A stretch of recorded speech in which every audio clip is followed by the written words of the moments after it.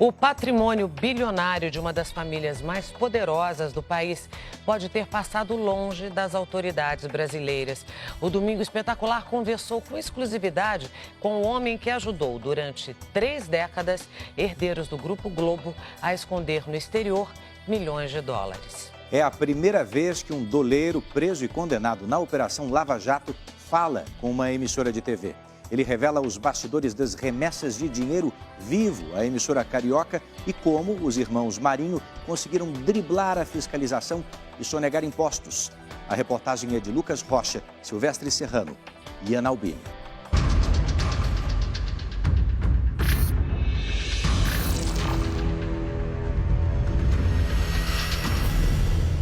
Ele sempre foi pago para viver nas sombras.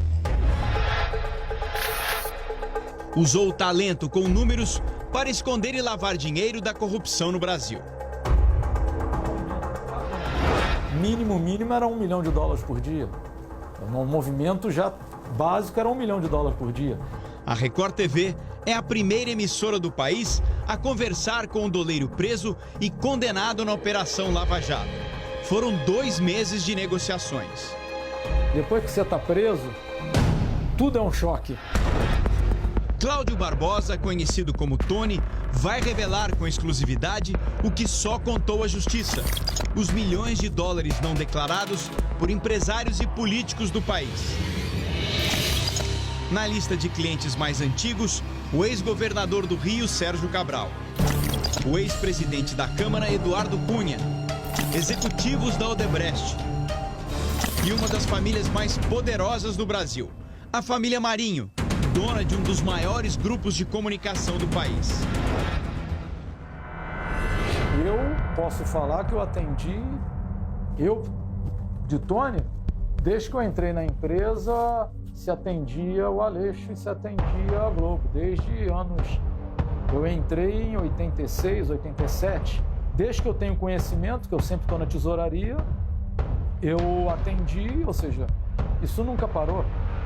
Parou quando eu fui preso. O Domingo Espetacular mostra agora quem é o doleiro que sabe como ninguém esconder o dinheiro sujo. Ele é o homem escolhido por 2 herdeiros do Grupo Globo para fazer negócios.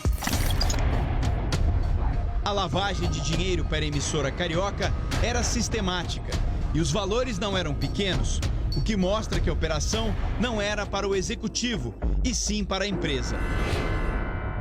Os valores, ele não me chamava para pedir $10 mil, referente em reais.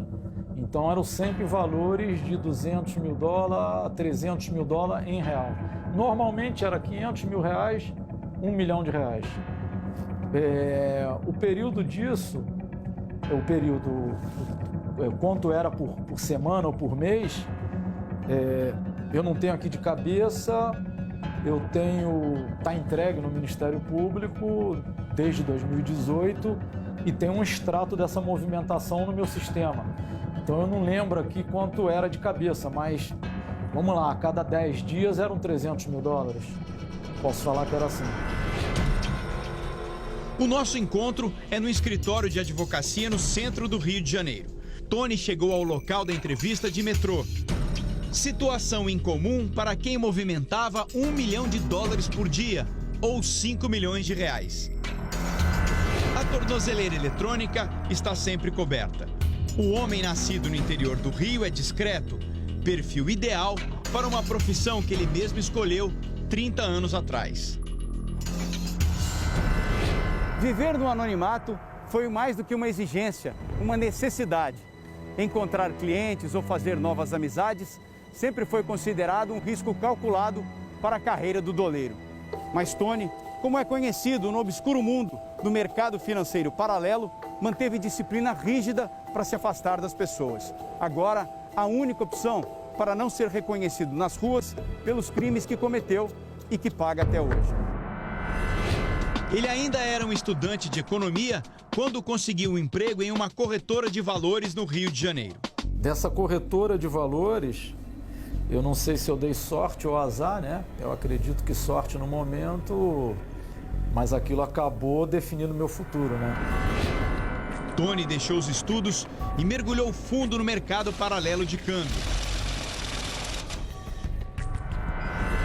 Era início dos anos de 1980. Foi com a ajuda de Dario Messer que Tony prosperou.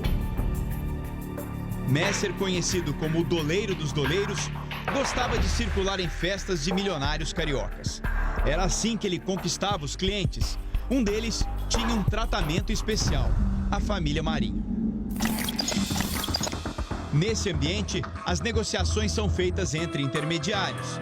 Nas transações ilegais, o verdadeiro cliente não aparece e o doleiro não mostra o rosto. São usadas pessoas de confiança, principalmente para preservar a identidade de quem quer esconder muito dinheiro. Eu não conheço a família Marinho e nem ela quer me conhecer. Roberto Irineu Marinho, presidente do Conselho de Administração do Grupo Globo, e João Roberto Marinho, vice-presidente do grupo, nomearam José Aleixo, ex-diretor financeiro do grupo, para um negócio clandestino. Cabia a Aleixo acionar o gerente de um banco em Nova York, sempre que os herdeiros da emissora carioca pediam. Roberto Irineu Marinho e João Roberto Marinho mantinham contas bancárias nos Estados Unidos.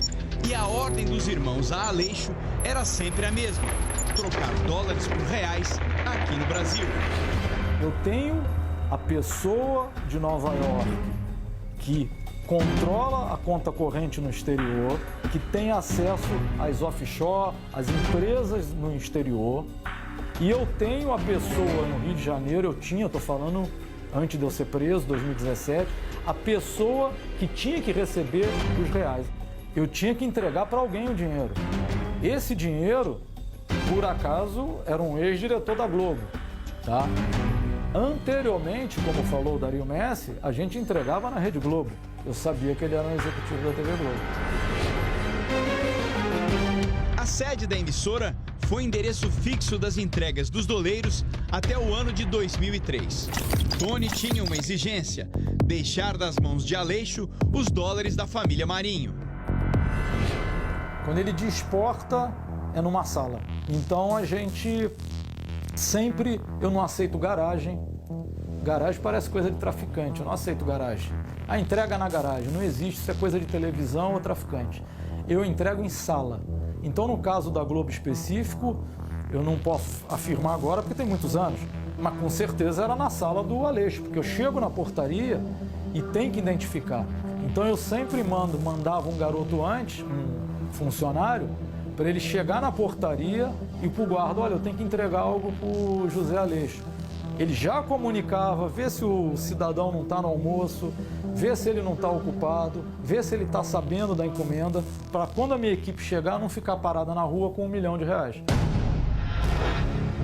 E como todo bom cliente, os cuidados eram redobrados. Para evitar assaltos e até uma blitz da polícia no caminho, a mesa de câmbio pagava por carros blindados e até uma transportadora de valores com seguranças armados era acionada, dependendo do tamanho da entrega. Era preciso garantir o serviço aos irmãos Marinho. Eu tinha para entregar dinheiro, normalmente, uma transportadora de valores. Então, essa empresa já era um banco clandestino para a gente. Então, eu guardava dinheiro lá e ela fazia as entregas para mim. Então, eu tinha essa opção que a gente passou a usar. Eu tinha a opção de seguranças meus com rapazes meus. Só que a gente não usava mochila, pasta. O que está na mão, pode qualquer ladrão de rua te assaltar e de repente ter R$1 milhão. Então a gente delimitava o risco. Se eu tenho uma entrega de R$1 milhão no centro do Rio, eu dividia em 3 vezes. E eu fazia com dinheiro na perna dos portadores. Eles punham essas meias grandes, põem o dinheiro na perna e ali ele tem em cada perna R$200 mil. Então, ou seja, 2 pernadas você já entregou 400 mil. Isso no centro do Rio. Se fosse dinheiro como São Conrado, a transportadora... São Conrado era o endereço do então diretor financeiro do Grupo Globo, José Aleixo. A partir de 2003, as remessas de dinheiro passam a ser entregues na casa de Aleixo. Foi neste ano que toda a estrutura usada para atender a família Marinho se mudou para o Uruguai. O controle e a fiscalização sobre o sistema financeiro estavam cada vez mais rigorosos no Brasil. Montar uma mesa de câmbio em Montevidéu foi a saída para manter os negócios e a clientela. Tinha essa impressão que no Uruguai você faz tudo. E normalmente você chega no Uruguai, metade é advogado, metade é doleiro. Então a gente estava bem à vontade. Tony entregou à justiça, em acordo de delação premiada, um computador com os extratos das operações com a família Marinho. São comprovantes de entregas de dinheiro na casa de Aleixo. O diretor faleceu em 2018. As transações foram interrompidas um ano antes. Motivo: Tony foi preso. Na minha contabilidade, eu devo ter movimentado uns 15 a 20 milhões de dólares. 15 milhões de dólares ou quase 80 milhões de reais em valores atualizados. Isso em apenas 5 anos de entrega aos irmãos Marinho. Na visão de um doleiro experiente, é uma pequena amostra de quanto dinheiro o Grupo Globo deixou de declarar às autoridades. Transações que fazem parte de um gigantesco esquema criminoso. Um cliente meu do Rio de Janeiro que pede 500 mil reais na casa dele e ele está sentado no ar-condicionado, ele se considera o cliente limpo, cliente bonito, sem envolvimento com nada. Ele, para receber os 500 mil reais na casa dele, ele está se envolvendo com um doleiro, que antes era um agente financeiro, hoje é criminoso. Ele está se envolvendo com sonegação, ele está se envolvendo com formação de quadrilha, porque isso tudo que eu fui enquadrado, formação de quadrilha. Ele está se envolvendo em lavagem de dinheiro. Caso a família Marinho? Eu posso falar que sim. Quem ajudou a esconder o dinheiro da corrupção brasileira não tem dúvida. João Roberto Marinho e Roberto Irineu Marinho tiveram a ajuda criminosa de doleiros para fugir das autoridades e ocultar por décadas uma fortuna bilionária.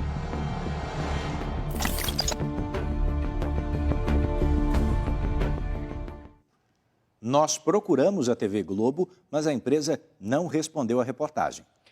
As defesas do ex-governador Sérgio Cabral e do ex-deputado Eduardo Cunha também não se manifestaram. A construtora Odebrecht disse que colabora com as autoridades desde 2016. A empresa diz também que fez acordos no Brasil e nos Estados Unidos com autoridades e que tem hoje controles internos rigorosos que reforçam o seu compromisso com a ética, a integridade e a transparência.